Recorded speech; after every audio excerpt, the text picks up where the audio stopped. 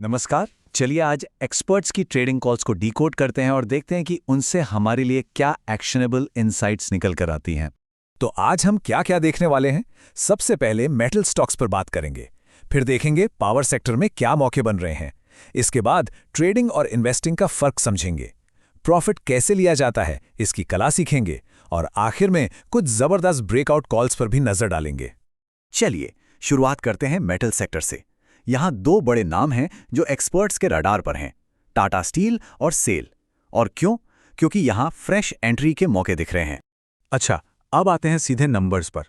Tata steel जो करीब 198 रुपए पर है, उसके लिए पहला टारगेट है 210 और दूसरा है 235 रुपए। और हाँ, स्टॉप लॉस रखना है 176 पर। अब बात करें सेल की, तो यहाँ 156 रुपीस के आसपास एंट्री की सलाह है। टारगेट्स हैं 171 और 195 रुपीस और स्टॉप लॉस रहेगा 143 रुपीस का। बिल्कुल क्लियर कट प्लान है। तो एक्सपर्ट का कहना साफ है, वो पूरे मेटल सेक्टर पे दांव नहीं लगा रहे, बल्कि इन दो चुनिंदा काउंटर्स पे फोकस कर रहे हैं। उनके मुताबिक फ्रेश एंट्री के लिए टाटा स्टील और सेल इस वक्त सबसे बेहतर लग रहे हैं। मेटल सेक्टर के बाद अब रुख करते हैं पावर सेक्टर का। यहाँ दो स्टॉक्स हैं, आर पावर और जेपी पावर। और मजे की बात यह है, दोनों के लिए स्ट्रैटेजी बिल्कुल अलग अलग है। ये इस पे डिपेंड करता है कि क्या ये शेयर्स पहले से हैं या एक नया ट्रेड लेने की सोच रहे हैं। देखिए, यही फर्क है। जेपी पावर में जिन्होंने पहले से निवेश किया हुआ है, उन्हें बस 14 रुपए पर अपना स्टॉप लॉस लगाकर बने रहने को कहा गया है। क्यों? क्योंकि लगता है कि जो बड़ी तेजी आनी थी वो शायद आ चुकी है। दूसरी तरफ आर पावर में फ्रेश एंट्री के लिए रिस्क रिवॉर्ड रेशियो काफी अच्छा दिख रहा है। मतलब यहां नए ट्रेड के लिए मौका ज्यादा बेहतर है। तो अगर आर पावर में ट्रेड लेना है तो प्लान क्या है? एंट्री करीब 23 रुपए के पास। स्टॉप लॉस ये बहुत ज़रूरी है, 20 रुपए 50 पैसे पर। और टारगेट्स वो 3 हिस्सों में हैं। पहला 24.70, दूसरा 27 और तीसरा टारगेट है 30 रुपए का।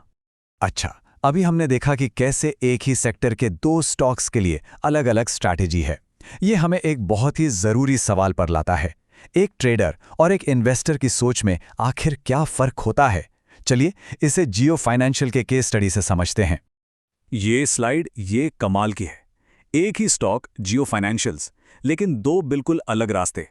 एक ट्रेडर का रास्ता है जिसका मकसद है बस 5 से 8 दिन में 252 से 254 रुपए की रेंज तक का एक छोटा सा मूव पकड़ना। और दूसरी तरफ है एक इन्वेस्टर का रास्ता जिसका लक्ष्य है लंबी अवधि में वेल्थ बनाना। वो एसआईपी की तरह धीरे धीरे शेयर जमा कर रहा है और ऑल टाइम हाई का इंतजार कर रहा है। देखा आपने, नजरिया कितना बदल जाता है। देखिए, अच्छा स्टॉक ढूंढ लेना तो आधी लड़ाई है। असली कला तो ये जानने में है कि प्रॉफिट कब और कैसे बुक करना है। और यही वो चीज है जो एक कामयाब ट्रेडर को बाकियों से अलग करती है। एक्सपर्ट्स ने इसके लिए एक बड़ा ही डिसिप्लिन तरीका बताया है।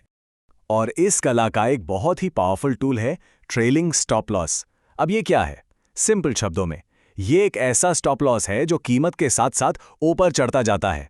मतलब जैसे जैसे प्रॉफिट बढ़ता है, ये मुनाफे को लॉक करता जाता है और आपको अचानक होने वाली गिरावट से बचाता है। तो प्रॉफिट बुकिंग का वो 3 स्टेप रूल क्या है? बहुत सिंपल है। स्टेप 1, जैसे ही पहला टारगेट हिट हो 50% प्रॉफिट बुक कर लीजिए। स्टेप 2, अब जो बाकी 50% बचा है उसका स्टॉप लॉस अपनी खरीद की कीमत पर ले आइए। इसका मतलब अब ये ट्रेड रिस्क फ्री हो गया।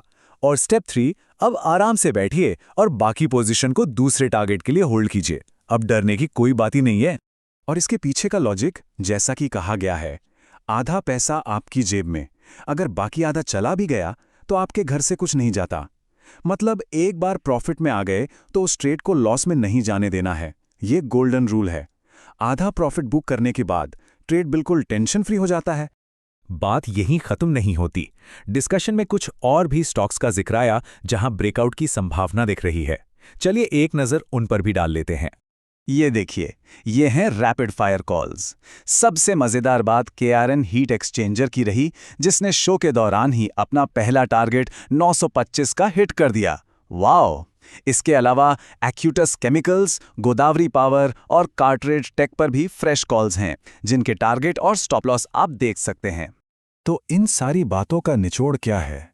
सबक ये है कि सिर्फ ये जानना जरूरी नहीं कि क्या खरीदना है, उससे कहीं ज्यादा जरूरी ये है कि ट्रेड को मैनेज कैसे करना है। एक क्लियर प्लान और अनुशासन के साथ। तो आखिर में बस एक सवाल जो हम सबको खुद से पूछना चाहिए, क्या हमारी ट्रेडिंग स्ट्रैटेजी सिर्फ प्रॉफिट का पीछा करने के लिए बनी है या फिर कमाए हुए प्रॉफिट को बचाने के लिए भी बनी है? सोचिएगा जरूर।